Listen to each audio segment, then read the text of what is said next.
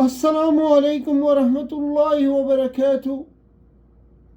الحمد للہ نحمدہ ونستعینہ ونستغفرہ ونؤمن بہ ونتوکل علیہ ونعوذ باللہ من شرور انفسنا ومن سیئات اعمالنا، من یہدہ اللہ فلا مضل لہ ومن یضلل فلا ہادی لہ، ونشہد ان لا الہ الا اللہ وحدہ لا شریک لہ، ونشہد ان سیدنا محمدا عبدہ ورسولہ، اما بعد۔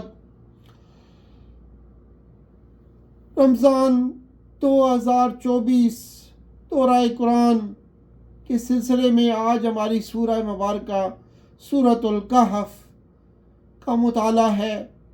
سورۃ الکہف کو ہم 6 حصوں میں تقسیم کر کے اس کا مطالعہ کر رہے ہیں۔ اس کا پہلا حصہ تمہیدی ہے، آخری حصہ خلاصہ ہے۔ درمیان میں 4 حصے ہیں جن میں 4 قصے بیان کیے گئے ہیں۔ ہر قصے میں کسی نہ کسی آزمائش کا ذکر ہے۔ پہلے 2 قصوں کے بعد تبصرہ کیا گیا ہے۔ پہلا قصہ غار والے نوجوانوں کا ہے جن کے لیے ایمان کی آزمائش تھی۔ انہیں غار میں پناہ لینا پڑی ورنہ وہ سنسار کر دیے جاتے۔ دوسرا قصہ 2 زمینداروں کے احوال پر مشتمل ہے۔ یہاں مال و دولت کی کمی بیشی کی آزمائش کا ذکر ہے۔ تیسرا قصہ حضرت موسیٰ اور خضر کی ملاقات پر مشتمل ہے۔ یہاں علم کی کمی بیشی کی آزمائش کا تذکرہ ہے۔ چوتھا قصہ ایک عادل بادشاہ حضرت ذوالقرنین کا ہے۔ یہاں اقتدار کی آزمائش کا ذکر ہے۔ پہلا حصہ آیات 1 تا 8 پر مشتمل قرآن کے تعارف کے بعد انسان کو زندگی کے مقصد سے آگاہ کیا گیا ہے۔ یہ ابتدائیہ ہے سورہ مبارکہ کا۔ بتایا گیا کہ قرآن میں کوئی ٹیڑھ نہیں ہے۔ آیت نمبر 1، قیم یعنی ٹھیک سیدھی بات کہنے والی کتاب ہے۔ آیت نمبر 2، قرآن کا مقصد انذار ہے یعنی وارننگ کرنا ہے۔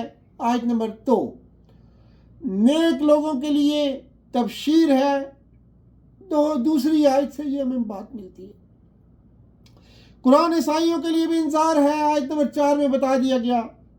عیسائیوں کے غلط عقیدے کی تردید کی گئی ہے۔ رسول اللہ صلی اللہ علیہ وآلہ وسلم کی داعیانہ فکر مندی کی تعریف کی گئی کہ وہ انسانیت کی ہدایت کے لیے درد مند ہیں۔ آیت نمبر 6 میں زمین کی ساری زینت کا مقصد امتحان و آزمائش، حسن عمل لنبلوہم، یہ ہے جی۔ رسول اللہ صلی اللہ علیہ وآلہ وسلم کی داعیانہ فکر مندی کی تعریف کی گئی کہ وہ انسانیت کی ہدایت کے لیے درد مند ہے۔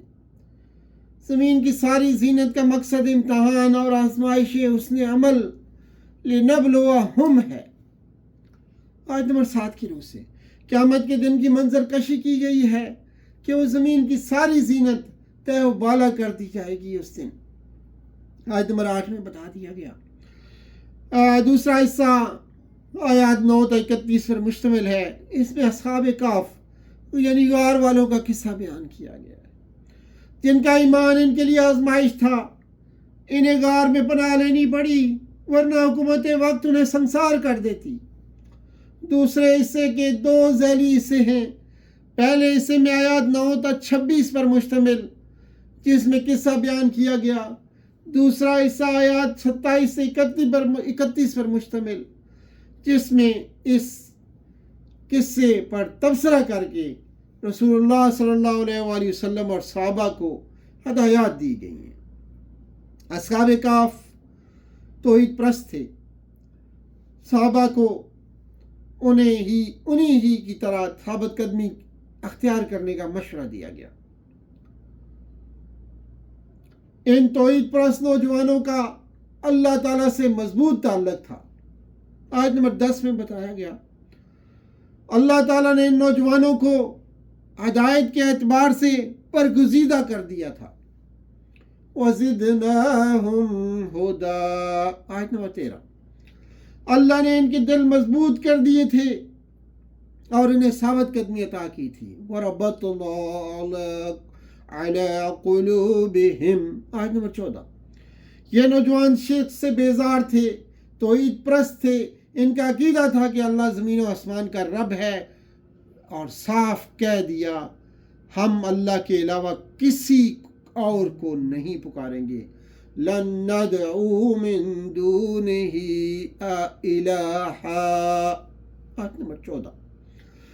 یہ نوجوان اپنی مشرک قوم سے نالاں تھے، انہی کے انتقام سے ڈر کر غار میں پناہ لی تھی. آیت نمبر 15 سے 17. اصحاب کہف کو حکومت وقت سے جان کا خطرہ تھا. اللہ تعالیٰ نے انہیں ایک مدت دراز تک سلائے رکھا اور اللہ کی طرف سے زندگی ما بعد موت کا ثبوت فراہم کیا گیا. اللہ کا وعدہ سچا اور قیامت آ کر رہے گی، یہ اسے ثابت کیا گیا ہے.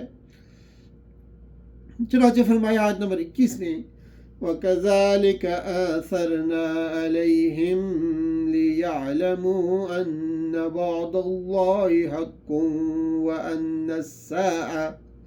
وَأَنَّ السَّاعَةَ لَا رَيْبَ فِيهَا.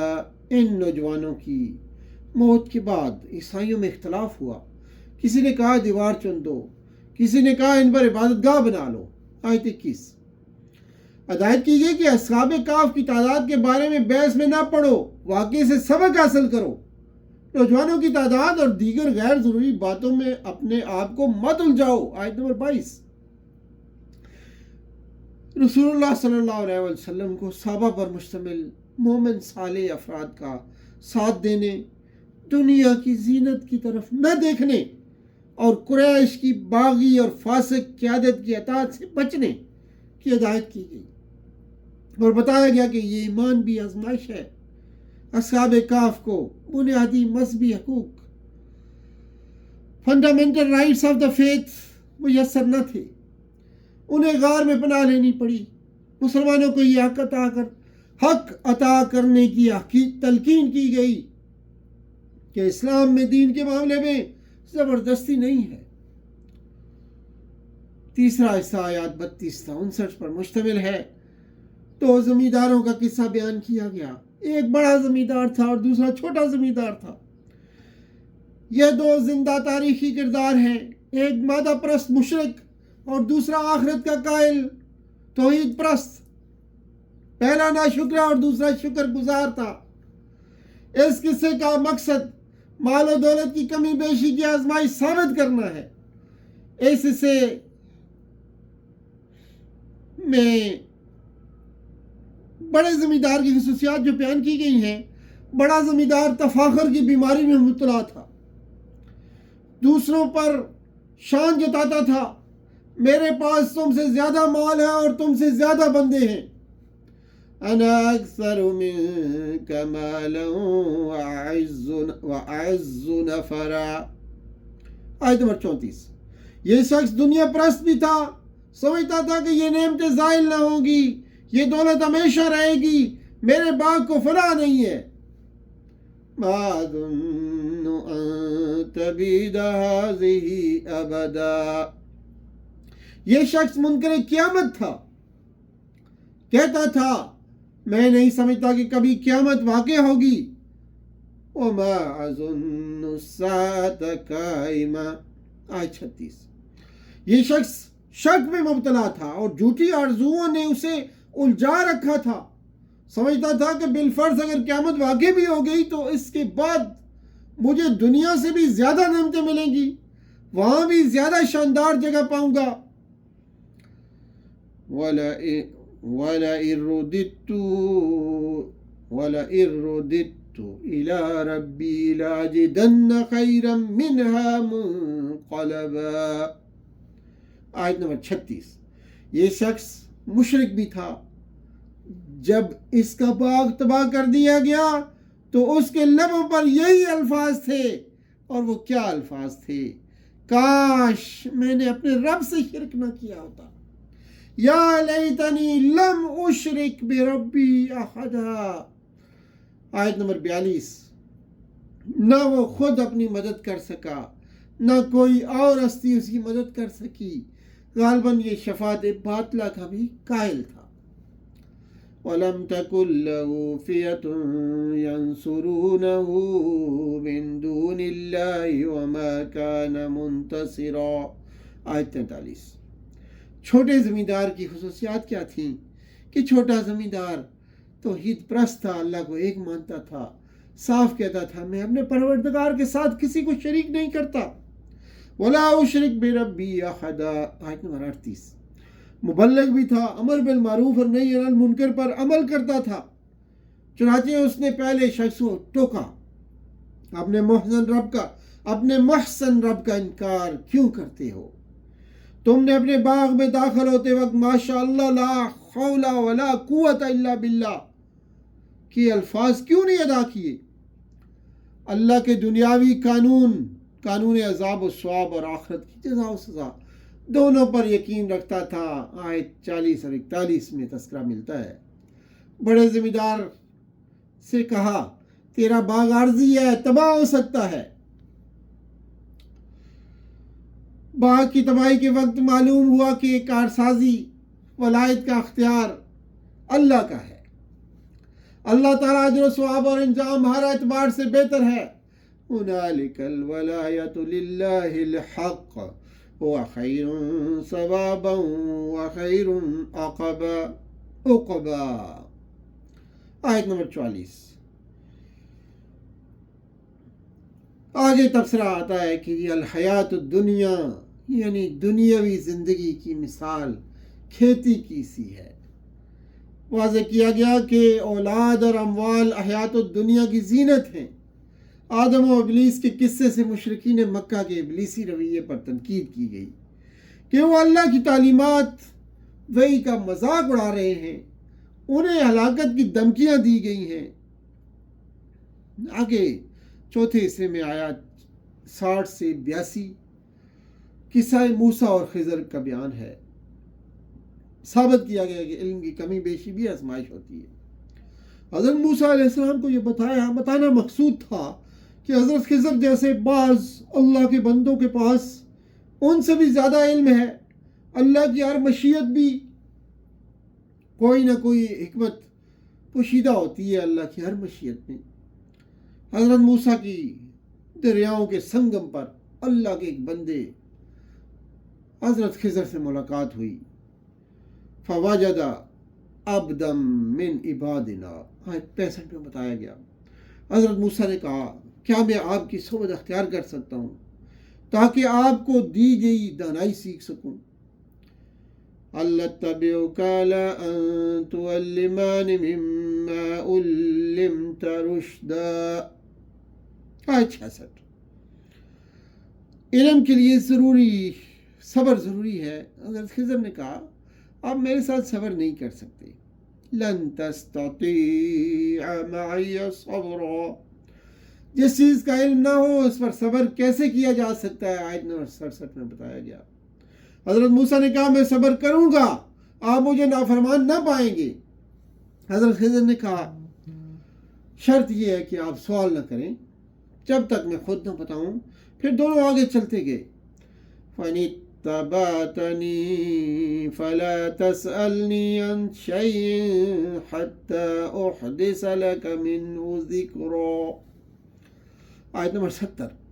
حضرت خضر کے بعض عجیب و غریب افعال جو انہوں نے کیے، حضرت خضر نے ایک کشتی میں شگاف کر دیا۔ حضرت موسیٰ فوراً بول پڑے کیوں کیا ہے؟ فَانْطَلَقَا حَتَّى إِذَا رَكِبَ فِي السَّفِينَةِ خَرَقَهَا۔ آیت نمبر 71۔ حضرت خضر نے ایک لڑکے کو قتل کر دیا۔ حضرت موسیٰ فوراً بول پڑے کیوں کیا ہے؟ فَانْطَلَقَا حَتَّى إِذَا لَقِيَ غُلَامًا فَقَتَلَهُ۔ آیت 74۔ حضرت خضر نے ایک مقام پر حق کی میزبانی ادا کرنے کے باوجود ایک گرتی ہوئی دیوار چن دی، حق کی میزبانی ادا نہ کرنے کے باوجود بھی۔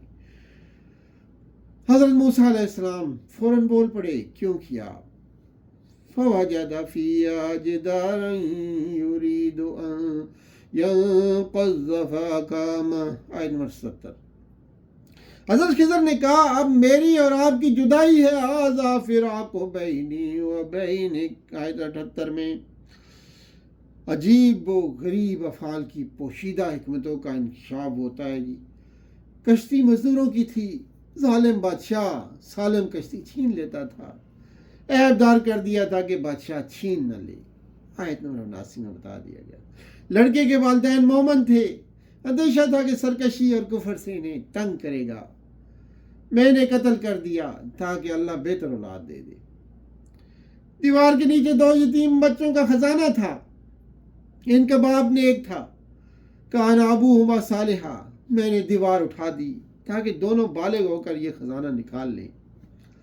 یہ رب کی رحمت ہے، میں نے اپنے اختیار سے نہیں کیا. یہ تعویل ہے ان افعال کی جن پر آپ صبر نہ کر سکے. آیت نمبر 82 میں یہ بات بتا دی گئی.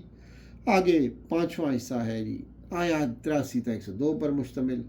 قصہ ذوالقرنین یہاں بیان کیا گیا ہے. ثابت کیا گیا کہ اقتدار بھی ایک آزمائش ہے. ذوالقرنین ایک مثالی مسلمان حکمران تھا. حضرت ذوالقرنین کو اقتدار حاصل کیا، اقتدار عطا کیا گیا تھا. مکدنا لہو فی الارض. آیت نمبر 84 میں بیان کیا گیا. حضرت ذوالقرنین کو اسباب و وسائل فراہم کیے گئے تھے. وَآتَيْنَاهُ مِنْ كُلِّ شَيْءٍ سَبَبًا. حضرت ذوالقرنین مبلغ تھے، اپنی رعایا کو توحید کی دعوت دی، اپنی قوت و اقتدار کو دعوت کے لیے استعمال کیا. حضرت ذوالقرنین نے فرمایا ظالم کو میں دنیاوی سزا دوں گا، اس کے بعد اللہ تعالیٰ شدید تر اخروی سزا دے گا. قال اما من ظلم فسوف نعذبه ثم يرد الى ربه فيعذبه عذابا نكرا. آیت نمبر 87 میں یہ بات بیان کی گئی. لوگوں کو بتایا گیا کہ مومن صالح کے لیے بہترین جزا ہوگی، آسانیاں فراہم ہوں گی. وَأَمَّا مَنْ آمَنَ وَعَمِلَ صَالِحًا فَلَهُ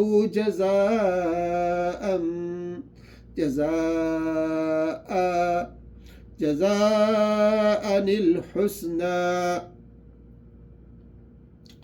فَسَنَقُولُ لَهُ مِنْ أَمْرِنَا يُسْرًا. حضرت ذوالقرنین نے مظلوم قوم کو یاجوج اور ماجوج کے حملوں سے محفوظ کر دیا. حضرت ذوالقرنین مال و دولت کی حرص سے پاک تھے. بلا اجرت و خراج مفت بند تعمیر کر دیا. قوم نے انہیں بند کی تعمیر کی قیمت ادا کرنا چاہیے، انہوں نے انکار کر دیا. جو کچھ میرے رب نے مجھے دے رکھا ہے وہ بہت ہے. ما مکنی فیہ ربی خیر. آیت نمبر 95 میں بیان ہوا. بند کی تعمیر کے بعد یاجوج اور ماجوج دیوار میں نہ تو نقب لگا سکتے تھے اور نہ چڑھ سکتے تھے. آیت 97 میں بتایا گیا ہے. حضرت ذوالقرنین نے بند کی تعمیر کے بعد اللہ کا شکر ادا کیا. وہ عاجز اور شکر گزار بندے تھے. قال ھذا رحمت من ربی. آیت نمبر 98 میں حضرت ذوالقرنین قیامت کے عذاب سے ڈرتے تھے. ان کا عقیدہ تھا کہ کائنات کی مضبوط ترین چیز بھی عارضی ہے. فرمایا جب وعدے کا وقت آئے گا اللہ اس مضبوط دیوار کو بھی ریزہ ریزہ کر دے گا. اللہ کا وعدہ برحق ہے. فَإِذَا جَاءَ وَعْدُ رَبِّي جَعَلَهُ دَكَّاءَ وَكَانَ وَعْدُ رَبِّي حَقًّا. آیت نمبر 98. حضرت ذوالقرنین کے پاس دماغ بھی تھا اور ٹیکنالوجی بھی تھی، لیکن مزدور کم تھے. انہوں نے مقامی لوگوں سے مدد لی. اس مضبوط دیوار اور بند کی تعمیر سے یہ سبق ملتا ہے کہ کافروں کے شر سے بچنے کے لیے دماغی، ذہنی اور عقلی وسائل کے ساتھ جسمانی، مادی اور روحانی وسائل کا امتزاج شرط ہے. چھٹا حصہ آیات 103 سے 110 پر مشتمل ہے. چھٹا اور آخری حصہ اختتامیہ ہے، خلاصے پر مشتمل ہے. اس میں مادہ پرستی کا ابطال کیا گیا ہے. الحیات الدنیا یعنی دنیاوی زندگی کی سرگرمیوں میں مگن لوگوں کی خوش فہمی کی تردید کی گئی ہے. آیت نمبر 104 میں جو لقاء یعنی ملاقات رب کے منکر بھی ہیں اور اللہ کی آیات اور رسولوں کا مذاق اڑاتے ہیں ان کا ٹھکانہ دوزخ ہے۔ اس کے برخلاف ایمان لا کر عمل صالح کرنے والوں کے لیے جنت کی بشارت ہے، آیت نمبر 108 میں۔ آخری آیت میں توحید، رسالت اور آخرت تینوں چیزوں کی دعوت کا خلاصہ پیش کیا گیا ہے۔ جو شخص اللہ کو واحد مان کر رسول اللہ صلی اللہ علیہ وآلہ وسلم کو بشر اور رسول تسلیم کر کے لقاء یعنی ملاقات رب پر یقین کامل رکھتا ہو، اسے شرک فی العبادہ سے بچتے ہوئے عمل صالح کرنا چاہیے، یہ حکم دیا گیا ہے آیت نمبر 110 میں۔ اور مرکزی مضمون سماعت فرمائیے سورہ مبارکہ کا آخر میں زمین پر موجود تمام اشیاء کی رنگا رنگی، یہ زینت کا مقصد اس نے عمل کا امتحان اور آزمائش لنبلوہم ہے، چاہے وہ توحید استقامت کی آزمائش ہو، چاہے وہ علم، دولت، عزت، افراد کی کثرت کی آزمائش ہو، چاہے اموال و اولاد کی آزمائش ہو یا پھر اقتدار کی آزمائش ہو، ان تمام آزمائشوں کے پیچھے اللہ تعالیٰ کی حکمت پوشیدہ ہوتی ہے۔ انسان کو دنیا پرستی اور مادہ پرستی سے بچ کر قرآن کی دعوت توحید و آخرت قبول کر کے حسن عمل کے لیے سرگرم ہونا چاہیے۔ اسی پہ اکتفا کرتے ہیں۔ سبحان ربک رب العزت عما یصفون وسلام علی المرسلین والحمد للہ رب العالمین، والسلام علیکم ورحمۃ اللہ وبرکاتہ۔